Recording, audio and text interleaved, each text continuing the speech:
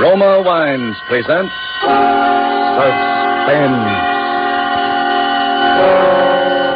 Roma Wines, made in California for enjoyment throughout the world. Salud. Your health, senor. Roma Wines toast the world. The wine for your table is Roma Wine, made in California for enjoyment throughout the world. The Roma Wine Company of Fresno, California, welcomes you again to this weekly half hour of suspense. Tonight from Hollywood, Roma Wines bring you as stars Miss Geraldine Fitzgerald and Mr. Richard Wharf. Miss Fitzgerald and Mr. Wharf are with us to play in an unusual tale by the unusual James Thurber called A Friend to Alexander. But before we raise the curtain on tonight's tale of suspense, let's take a little journey. A journey in fancy to lovely Bermuda. On the sun-drenched terrace of the Coral Beach and Tennis Club, an American guest raises a toast to the beauty of this enchanting paradise. As the glasses clink, his Bermudan host replies, "I am touched by your gracious compliments, and proud that these beauties are ours. But you, too, have much to be proud of. Like this wine, it is so superb, so perfect, we willingly assume extra expense to import it from your California.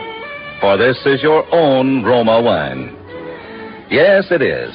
The same Roma wines we Americans take for granted are prized luxuries in far-off lands, treasured and saved for special occasions. How lucky that you can enjoy the subtle bouquet and exquisite flavor of famed Roma wines as an inexpensive, everyday delight. For unlike wine lovers in other lands, you enjoy Roma wines without high import duties, without extra shipping costs. Actually, at only pennies a glass. No wonder that Roma wines are by far America's largest selling wines. Enjoyed in millions of homes, produced by the combination of age-old winemaking skill and modern scientific quality control that make each thrilling sip perfection. For uniformly fine wine at reasonable cost, do what millions of others do. Ask for R-O-M-A, Roma Wines, made in California for enjoyment throughout the world. And now with James Thurber's poignant and strange story, and with the performance of Richard Wharf as the man who was a friend to Alexander, and of Geraldine Fitzgerald as his wife Bess, who relates these events to us, we again hope to keep you in suspense.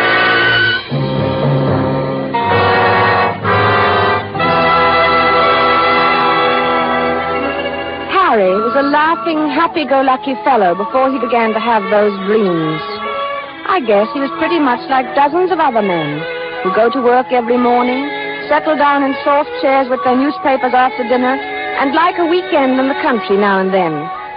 He was fond of easy living and good times. Like everyone else, he talked of the war, rationing, tires, and his golf scores. Until those nightmares began to plague him. At first, I was amused. You know, I've been dreaming about Aaron Burr every night. What for? How do I know what for? Aaron Burr is a funny person to be dreaming about nowadays. I mean, with all the countries in the world at war with each other. Well, what's so funny about dreaming?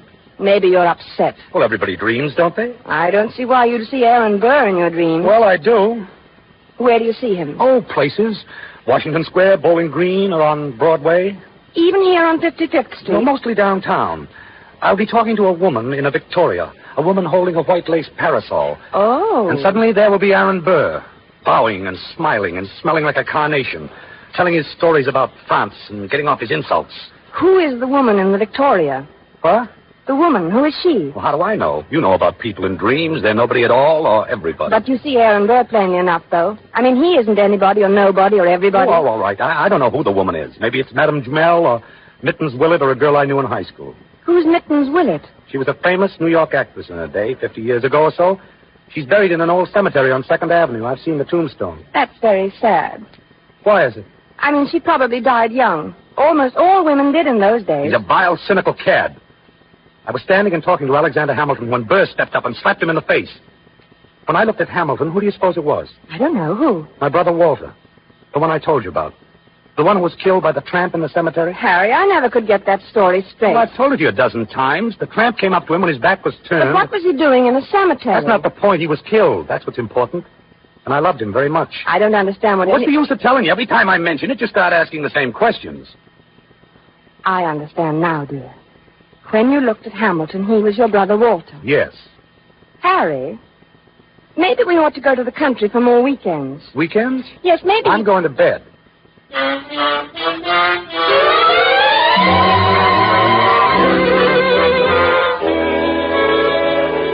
a time that evening, I worried about Harry. Not about his dream. Why shouldn't he dream?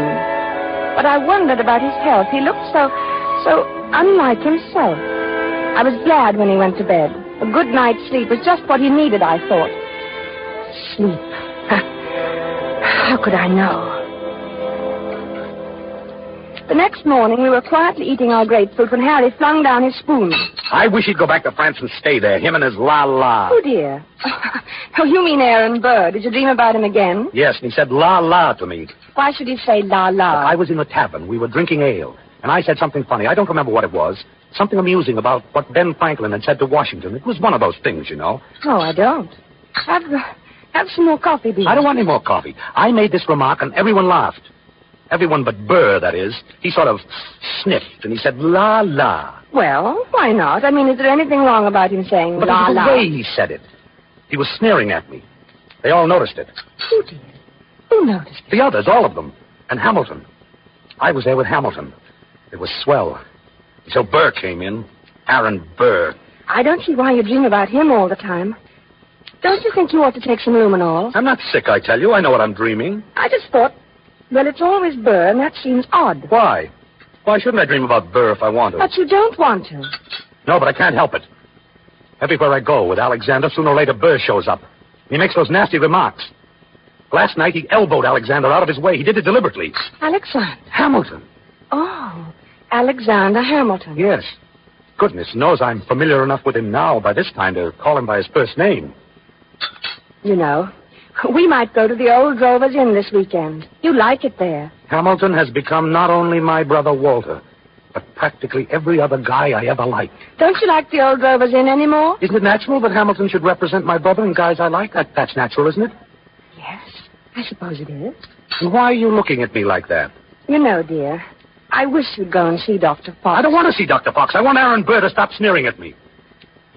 And my clothes. He looks at me and his lip curls up and he says, la, la, Mr. Andrews, what odd taste you have. I wish you'd go and see Dr. Fox. I'm going to the zoo and feed popcorn to the rhinoceros. That makes things seem right for a little while anyway.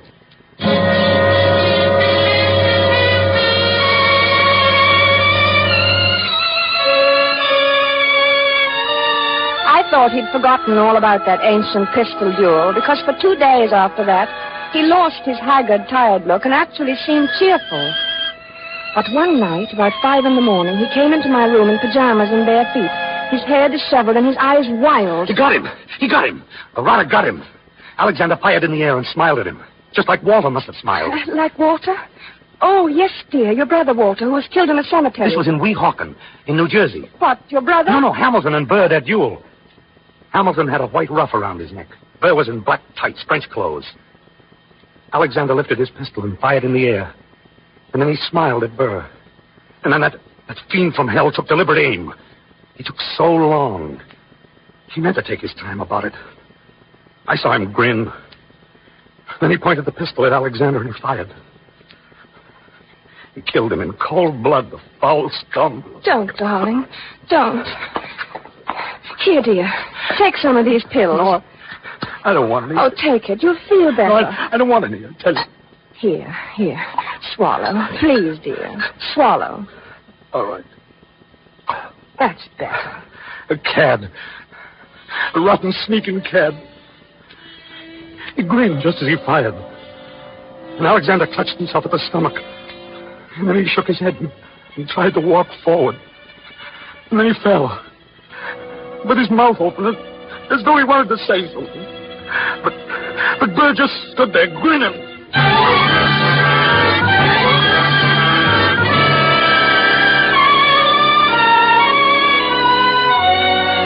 He was better after that, but I kept urging him to see Dr. Fox. At first he refused, but later he decided to humor me. He was humoring me by this time, and Dr. Fox, too. How you been feeling, Doc? Fairly well, Mr. Andrews. My pulse has been as... Here's what seems to be the trouble. Nothing. There's nothing wrong with me. He has nightmares. You look a little underweight. Perhaps your diet. I'm not underweight. Overweight, maybe, but not underweight. Getting enough exercise? Same as usual. He's worried about something. He always has this same dream. A dream, eh? What kind of a dream? Just a plain old dream. No, it isn't. It's about his brother Walter, who was killed in the cemetery by a tramp. Only it isn't really about him. Very few people are actually killed in cemeteries. It's an interesting coincidence, if I may say so. You mean you know somebody who was killed in the cemetery, too? No, I meant your brother being killed in a cemetery. You know, dead in a cemetery. Sort of. Do you follow me? No. I think you should go and see Dr. Fox, Dr. Fox. Interesting. Very interesting. I wonder if you'd mind stepping into the next room, Mr. Andrews. I want to give you a thorough examination. Right in here, sir. We'll just have a look.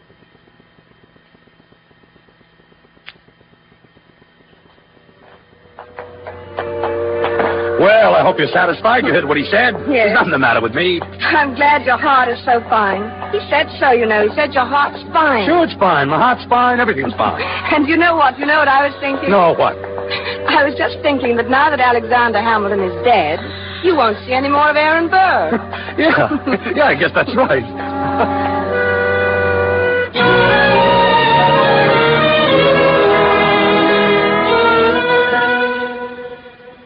But I was wrong. Aaron Burr did not leave my husband for sweeter or more peaceful dreams. Harry said nothing about it for several mornings, but I could tell he was still being tortured by those ghosts. He brooded over his breakfast. He didn't answer me when I spoke to him. What was that? Only my butter knife. Oh. Harry, are you still dreaming about that man? I wish I hadn't told you about it. Forget it, will you? I can't forget it with you going on this way. Can't you forget that I mentioned it? What does he do now? He goes around bragging that he did it with his eyes closed. He says he didn't even look. Didn't look when? When he killed Alexander in that duel. Well, what's that got... He claims that he can hit the ace of spades at 30 paces blindfolded. Furthermore, since you've asked what he does, he jostles me at parties now. I think you should stay out of this, Harry. It wasn't any business of yours anyway, and it happened so long ago. I'm not getting into anything. It's getting into me. Can't you see that? I see that we've got to get you away from here.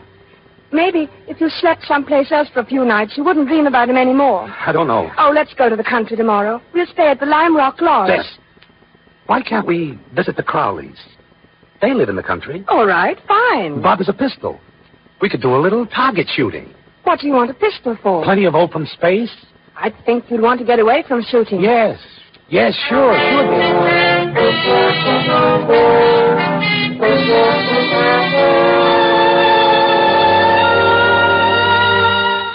The vacation seemed a success at first. When we arrived at the Crowley's house in the cab, I thought I'd left my suitcase at the railroad station. Harry laughed his old normal laugh for the first time in many days as he found the bag and handed it to me. And then he leaned over and kissed me.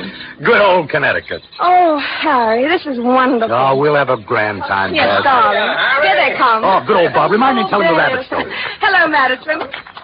Take it back, Mr. Andrews. Thanks, Madison. It's good to see you. Take it, sir. Well, hello. Well, there. Bob, how's the old country squire? Fine. How have you been? Never better. Boy, it's good to be here. Hello, Alice. Well, you two, I'm glad you've come. Gets kind of dull here in the hinterland. Well, Harry and I'll fix that. Wait until you get one of our extra special cold martinis into you. You'll feel shipshape. You still know how to mix them, huh? Better than ever. Get lots of practice these long country winters.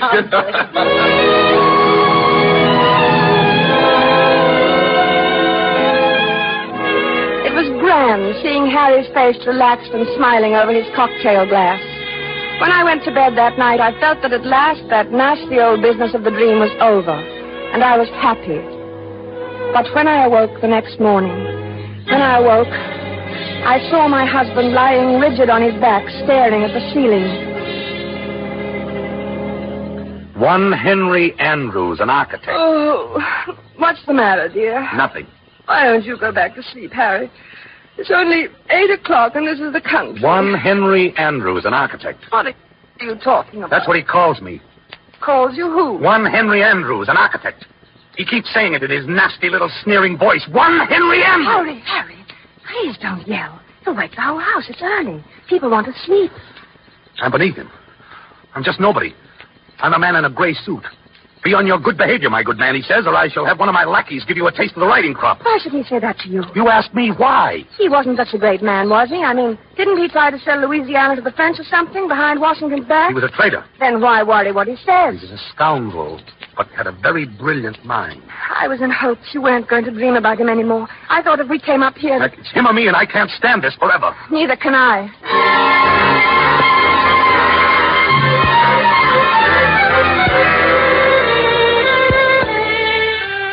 As I had expected, Harry spent most of the afternoon with Bob, shooting at targets.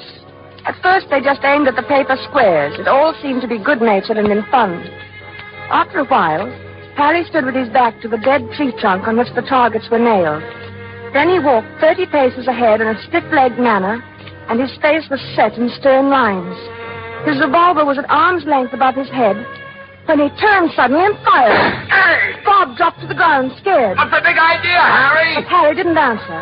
He started to walk back to that dead tree trunk again. Oh, I get it. Then with his back to the target, he began marking off the 30 paces. Bob called to him, I think they kept their arms hanging straight down. I don't think they stuck them up in the air. but my husband continued to count off. At the 30th step, he lowered his arm, wheeled about suddenly, and fired from his hip. What do you think? Hey, now, watch out, Harry. 2 of the shots missed the tree, but the last one hit it. Like a mechanical man or someone in a trance, Harry began to walk back to the tree again without a Harry? word, his lips tight, his eyes bright, his breathing coming fast. Look, it's my turn. But Harry about-faced and stalked on. This time, when he fired, his eyes were closed. Hey!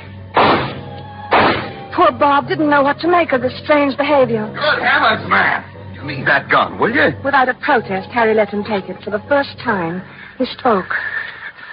I need a lot more practice, I guess. Well, not with me standing around. Come on, let's get back to the house and shake up a drink. I've got the I jump. need a lot more practice.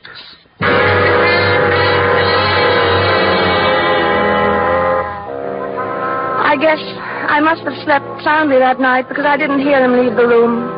He must have crawled out of bed, dressed silently, and crept out of the room. The sun was just coming up, and the light was hard, and the air was cold. Then I heard the shot. Harry! Harry! I threw on a dressing gown and ran downstairs. The Crowleys were in the hall. What's wrong with him? Good heavens, Is Beth. Harry all right? Sounds like it. Where is he? What's he doing? It sounds as though he's out behind the studio shooting. Oh, Alice. Now, you take it easy, Beth. Bob will go out and get him. Maybe he had a nightmare or walked in his sleep. No, he never walks in his sleep. He's awake all right. Well, let's go down and get some coffee. He'll need some. Yeah, well, I'll need some, too. What the dickens is the matter with him, anyway? I don't know. I'm so sorry. You go get him, Bob. At your service, madam, alive or dead. Now, Bob, you stop it. Okay, I'll do my best. Harry! Harry! Harry, what's the matter with you? Huh? What? What the dickens you doing out here in this freezing air? What? Only your pants and your shirt and your shoes I'll on. get him one of these nights. What are you I'll trying- get him one of these nights.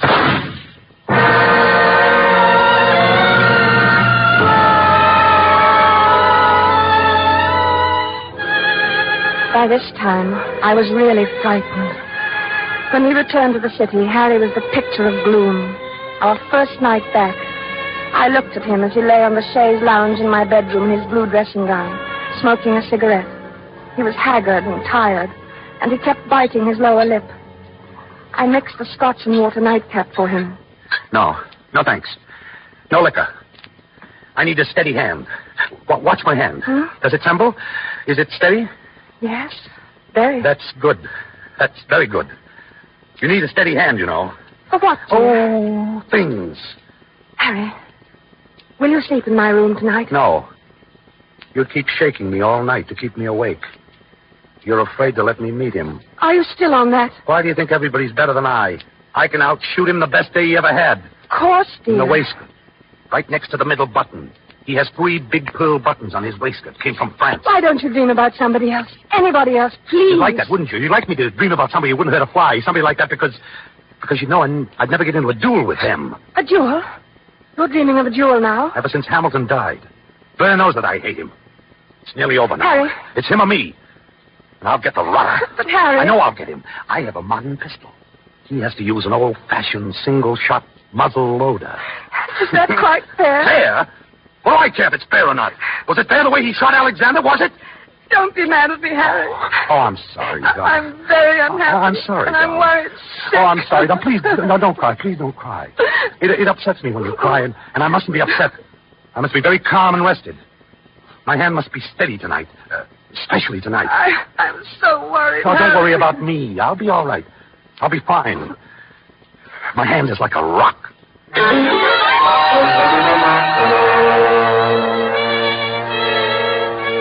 Later, when I kissed him goodnight, I knew it was really goodbye. He didn't say anything, and neither did I. It's just that he seemed so far away, in another world. And each moment I felt that he was becoming more and more remote. Something told me he wasn't coming back.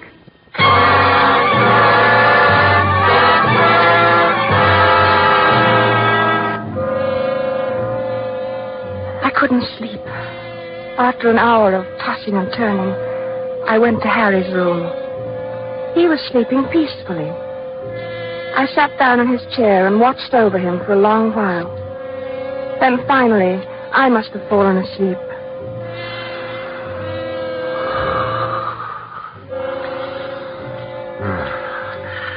A beautiful morning. It was about 5 in the morning when I awoke. Harry was talking in his sleep. Yes. The doctor? Good of you to come, Doctor. Yes. Yes, it's often misty at this hour. Harry? Are they loaded? Splendid. Harry, wake up. Yes. I'm perfectly ready. Is Mr. Burr? He is. Good. Shall we proceed? Harry? No. No, I do not care to make a statement. Very well. Yes, I understand perfectly. Wake up. 10 paces. Turn and fire at the dropping of a handkerchief. Yes. 10 paces. Harry! Harry! Thank you for acting as my second, Mr. J. Harry! Of course. It's extremely good of you. Very well, then. I'm quite ready. Wake up. 1, 2, 3, 4, Harry! 5, Harry, please! Don't, Harry! Oh. 7, 8, 9, 10. Oh. Harry! Harry, dear!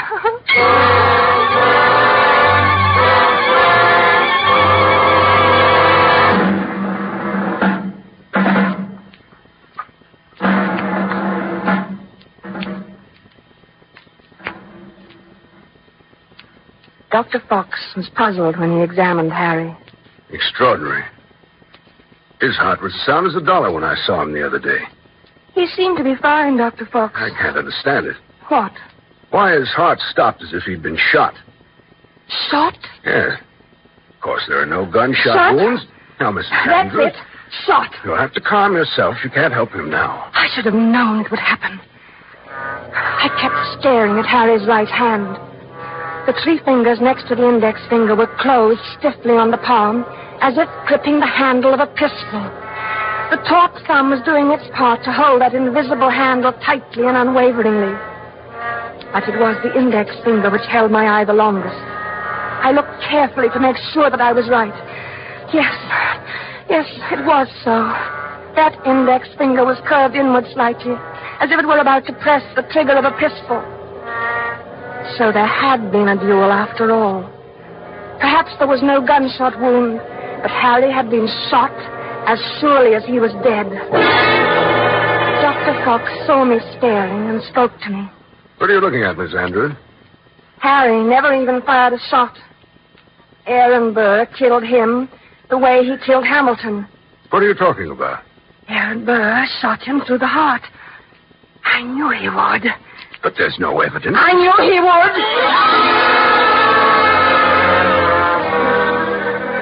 Then Dr. Fox put an arm around me. He looked at me gently and a bit frightened, the way I used to look at Harry when he told me about his dreams. He led me to his assistant and whispered something. He thought I didn't hear him, but I did. She's crazy. Stark, raving crazy. I let the assistant take me away. Maybe he thought I was crazy, too. But now, I knew. Aaron Burr got Harry. Just as he had killed Hamilton in that old quarrel long ago, I knew he would. Oh, I knew he would!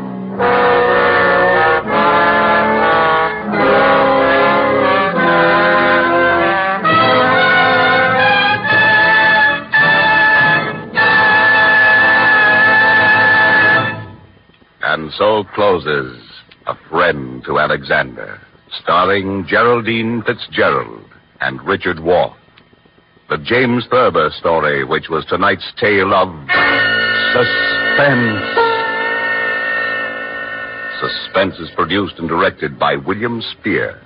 It is a significant fact that when lovers of truly fine food gather, in many a far corner of the world, there you may well find Roma wines lending their subtle magic to the greater enjoyment of living. They furnish a gracious prelude to any meal, a flavor complementing delight during the meal and even at dessert time, too. For truly, the exquisite flavor of Roma California wines used in cooking and also served with the food can make even the simplest everyday meal, the simplest entertaining, a special occasion treat. Discover for yourself how much far-famed Roma wines can add to your meals and delight your friends when you entertain. Remember, Roma wines are almost unbelievably inexpensive for wines of such distinguished character. Only pennies a glassful. Ask for R-O-M-A, Roma wines, America's largest selling wines, made in California for enjoyment throughout the world. This is Geraldine Fitzgerald. Mr. Wolff and I have always been fascinated by Mr. Thurber's A Friend to Alexander, and it is certainly a very great pleasure tonight to play its protagonists under the distinguished banner of suspense. Mr. Spear tells me that next week, Lucille Ball will be your star in a story of an adventurous New York subway ride and a girl who finds herself unwillingly richer by $10,000. He refuses to tell me more about it, so I will be kept in suspense, as you will, until next week. One more word. The invasion is on. You're not fighting shoulder to shoulder with the men who are pushing back the enemy, but you can and must participate. Back the attack. Buy war bonds. Buy more than before. Geraldine Fitzgerald will soon be seen in 20th Century Fox's Wilson. Richard Wolff appeared through courtesy of Metro-Goldwyn-Mayer, producers of White Cliffs of Dover. Next Monday, same time, you will hear Lucille Ball in Suspense.